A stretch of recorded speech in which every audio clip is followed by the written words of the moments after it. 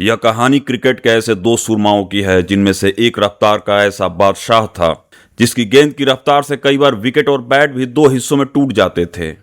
वहीं दूसरे को क्रिकेट का भगवान इसलिए कहा जाता था क्योंकि उसकी बाज जैसी निगाहें 150 किलोमीटर प्रति घंटे की रफ्तार वाली गेंद को भी गेंदबाज के हाथ से छूटते ही भांप लेती थी कि गेंद क्या हरकत करने वाली है। यह इन दो महामानवों के टकराव की कहानी है। ट्रॉय फिल्म के अंत में एक्लीज मारा जाता है तो उसके अंतिम संस्कार में ओडिसियस कहता है, जब मेरी कहानी सुनाई जाए तो लोग कहें कि मैं सूरवीरों के युग में जिया था, लोग कहें कि मैं हेक्टर के युग में भी जिया और मैं एक्लीज के युग में भी जिया, लेकिन बात जब भी क्रिकेट की दुनिया की होगी तो लोग जरूर कहेंगे कि मैं क्रिकेट के भगवान कहे जाने वाले मास्टर ब्लास्टर सचिन तेंदुलकर के युग में भी जिया हूं, तो मैं रफ्तार के बाद शाह कहे जाने वाले रावलपिंडी एक्सप्रेस शोएब अख्तर के युग में भी जिया हूं। शोएब अख्तर का खौफ सिर्फ उसकी गेंद की रफ्तार का ही नहीं था। जब वह 30 गज के घेरे से बाहर उड़ते हुए लंबे बालों के साथ रनअप लेते थे तो गेंद से पहले उनकी खुद की रफ्तार से ही कई बल्लेबाज हार मान जाते थे। तो वहीं सचिन तेंदुलकर के बारे में कहा जाता है कि गेंदबाज के गेंद फेंकने से पहले ही वह जान जाते थे कि गेंद कहां और कैसे आने वाली है। उनके पास गेंदबाज के तरकश के सभी तीरों की न सिर्फ ढाल होती थी बल्कि मुंहतोड़ जवाब भी होता था।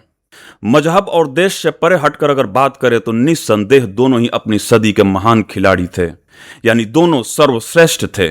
ऐसे में जब मुकाबला सर्वश्रेष्ठ खिलाड़ियों के बीच होता था तो जिसका दिन होता था वही बाजी मारता था। आज हम एक ऐसे महामुकाबले की बात करेंगे जिनमें इन दोनों का सामना हुआ था। जी हां, आज हम बात करेंगे 2003 विश्व कप में भारत बनाम पाकिस्तान मैच की। जानकार इस मैच को सबसे कठिन और इसमें सचिन की खेली गई पारी को अब तक की सबसे महत्वपूर्ण पारी क्यों बताते हैं, आइए इसे समझते हैं। 2003 विश्व कप शुरू होने से कुछ महीने पहले टीम इंडिया का न्यूजीलैंड का दौरा एक भयानक सपने से भी खराब गुजरा था। भारतीय टीम वहां व्हाइट वॉश होकर लौटी थी। न्यूजीलैंड के पास सेन बॉन्ड नामक तेज रफ्तार का एक हथियार था जिसके दम पर उन्होंने बाउंस वाली पिच बनाई थी और यहीं भारतीय टीम मार खा गई थी। रन नहीं बने वो अलग बात है, कई खिलाड़ी चोटिल होकर भी भारत वापस आए थे। लोगों को टीम की यह बेइज्जती हजम नहीं हो रही थी। जनता सड़क पर तो आलोचक अखबारों में अपनी भड़ास निकाल रहे थे। ऐसे माहौल में विश्व कप शुरू होता है। पहला मैच नीदरलैंड जैसी नई टीम से भारत जैसे तैसे जीत जाता है, लेकिन दूसरा ही मैच ऑस्ट्रेलिया से बुरी तरह हार जाता है। यहां से जनता के सब्र का बांध टूट जाता है और लोग सड़कों पर प्रदर्शन करने लगते हैं तो कई खिलाड़ियों के घरों पर पत्थरबाजी भी शुरू कर देते हैं। यहां हमेशा खामोश रहने वाले सचिन को बोलना पड़ा और उन्होंने सार्वजनिक रूप से देश की जनता से अपील की कि न्यूजीलैंड दौरे से खिलाड़ियों का मनोबल टूटा हुआ है, लेकिन टीम इंडिया आगे अच्छा प्रदर्शन करेगी। इसके बाद जिम्बाब्वे और नामीबिया जैसी छोटी टीमों से भारत आसानी से जीत हासिल कर लेता है, लेकिन अगला मैच पाकिस्तान से था। उस पाकिस्तान से जिसके साथ संसद पर हुए हमले के बाद पिछले 3 साल से कोई मैच नहीं हुआ था। जिस न्यूजीलैंड ने सेंट बॉन्ड के दम पर बाउंसी पिच बनाकर भारत की कमर तोड़ दी थी, उसी साल न्यूजीलैंड का सामना पाकिस्तान से हुआ था। यहां भी न्यूजीलैंड ने वैसे ही पिच बनाई थी, लेकिन यहां पाकिस्तान के पास सेंट बॉन्ड का भी उस्ताद रफ्तार का खिलाड़ी शोएब अख्तर मौजूद था। वह बाउंसी पिच न्यूजीलैंड पर बैकफायर कर गई और अकेले शोएब अख्तर ने न्यूजीलैंड को रौंप दिया था। जिस न्यूजीलैंड ने भारत को रौंदा था उसे रौंपने वाले पाकिस्तान से अब भारत का मुकाबला होने वाला था। और उससे भी बुरी खबर यह थी कि मैच उसी पिच पर था जिस पर कुछ दिन पहले ऑस्ट्रेलिया ने भारत को हराया था। यह मुकाबला दक्षिण अफ्रीका की तेज पिच सेंचुरियन पर होने वाला था, जिसे उस समय बल्लेबाजों की कब्रगाह भी कहा जाता था। यहां पाकिस्तान के पास उस समय के सबसे खतरनाक तेज गेंदबाज थे वकार यूनुस, वसीम अकरम और शोएब अख्तर।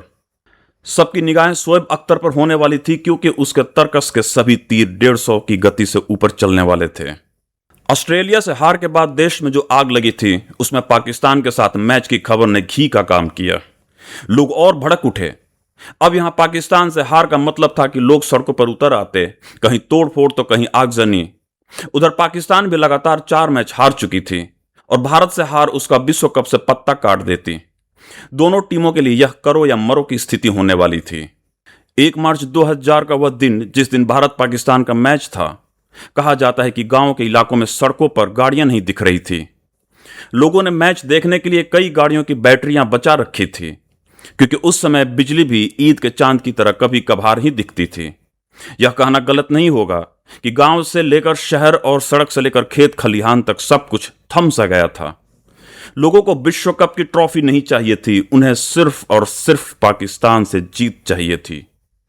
उस दिन टॉस ने भी पाकिस्तान का ही साथ दिया और उन्होंने पहले बल्लेबाजी चुनी। उस समय भारत का लक्ष्य का पीछा करने का रिकॉर्ड बहुत ही खराब था। भारत के खिलाफ हमेशा रन बनाने वाला सईद अनवर काफी दिनों से क्रिकेट से बाहर था, लेकिन विश्व कप शुरू होते ही उसने फिर से पाकिस्तानी टीम ज्वाइन कर ली थी और आज भारत के खिलाफ वह भी खेल रहा था। चीजें शुरू से ही भारत के पक्ष में नहीं दिख रही थी और ऐसे में सईद अनवर के शतक ने पाकिस्तान का कुल स्कोर 273 रन पहुंचा दिया। यह वह समय था जब 225 रन भी सुरक्षित स्कोर माना जाता था। ऐसे में सेंचुरियन की पिच पर 273 रन, वह भी पाकिस्तान के खिलाफ, नामुमकिन सा लगने लगा था। शुरू से भारत के पक्ष में कुछ भी न जाता देख सहवाग को डर लगने लगा था कि कहीं वह वसीम अकरम की पहली गेंद पर आउट न हो जाए। वसीम अकरम बाएं हाथ के तेज गेंदबाज थे और सहवाग इससे पहले कई बार बाएं हाथ के तेज गेंदबाजों का शिकार हो चुके थे। ऐसे में वह सुबह से ही सचिन को विनती किए जा रहे थे कि आज, केवल आज के लिए आप स्ट्राइक ले लेना, मुझे पहली गेंद से डर लग रहा है। सचिन भी लगातार मना करते रहे, तुम्हारा स्ट्राइक लेने का काम है, तुम ही लोगे। अब आती है भारत की बल्लेबाजी। सचिन और सहवाग मैदान में प्रवेश करते हैं। सहवाग लगातार विनती किए जा रहे थे और सचिन मना किए जा रहे थे, लेकिन क्रीज पर पहुंचते ही सचिन स्ट्राइक वाले छोर पर जाकर स्ट्राइक ले लेते हैं। यही बात सचिन को महान बनाती है। सचिन उस दिन क्या सोचकर आए थे, उनके दिमाग में क्या चल रहा था, यह आज तक किसी को भी पता नहीं चल पाया। हाँ, उन्होंने कुछ इंटरव्यूज में इतना जरूर बताया कि मैच से पहली रात वो सो नहीं पाए थे और पूरी रात जागते रहे थे। ब्रेक के समय भी उन्होंने कुछ भी नहीं खाया, सिर्फ थोड़ा सा आइसक्रीम खाया था। ब्रेक के बाद औपचारिक बैठक और योजना में भी उन्होंने हिस्सा नहीं लिया था।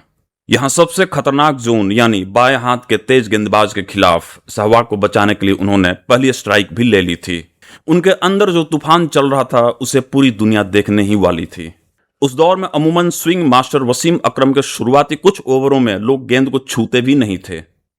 ऐसे में सभी को उम्मीद थी कि विकेट बचाने के चक्कर में भारत की शुरुआत बहुत धीमी हो सकती है। स्ट्राइक पर थे सचिन और वसीम अकरम की शुरुआत की 2 गेंदों को उन्होंने सिर्फ डिफेंड किया।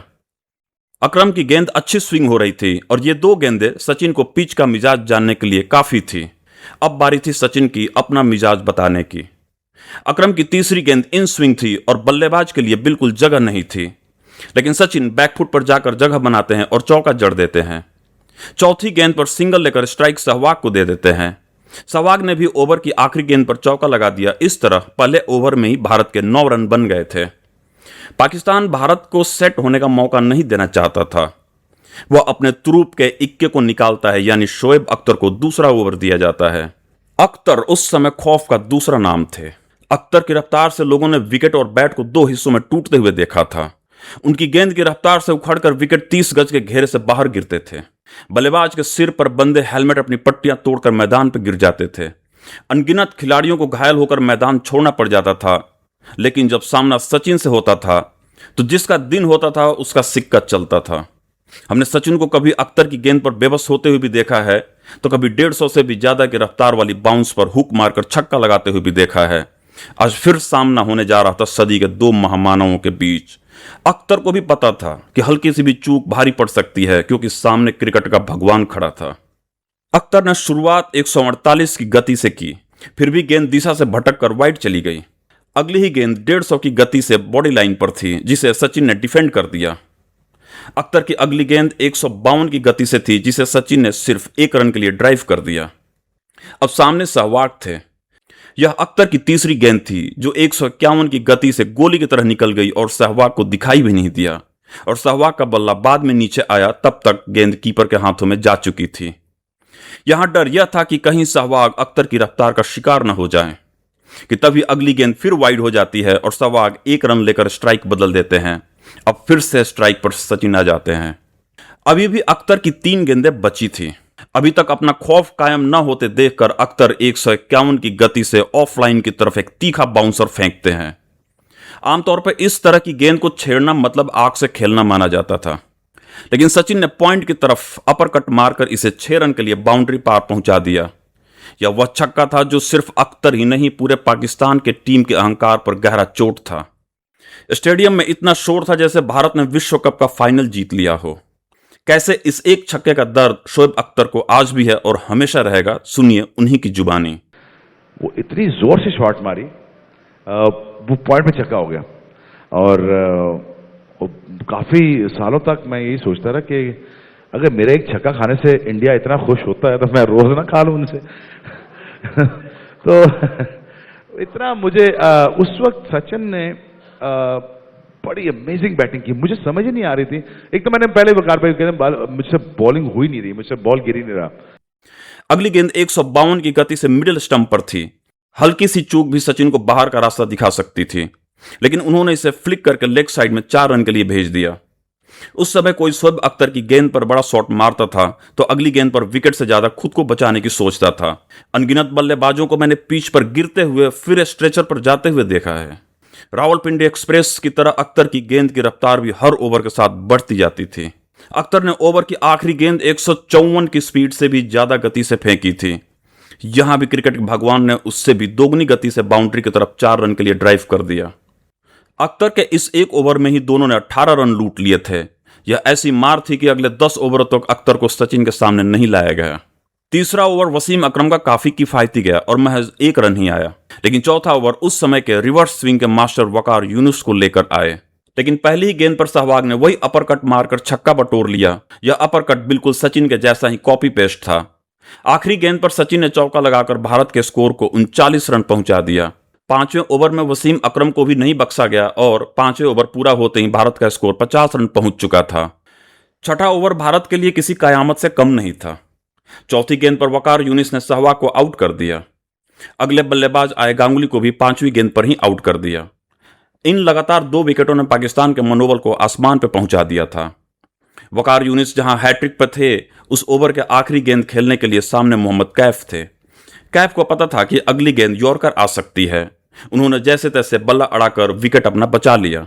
जब छठे ओवर में कैफ आए थे तब सचिन 28 पर थे और कैफ 0 पर। 10वें ओवर के अंत में सचिन 60 रन पे थे और कैफ महज 1 रन बनाए थे। 11वें ओवर में दोबारा अख्तर को लाया गया। इसमें भी एक चौका कैफ ने मारा और एक चौका सचिन ने, और दोनों ने कुल 10 रन लूट लिए। 12 ओवर के पूरा होने तक भारत का स्कोर 100 रन हो चुका था।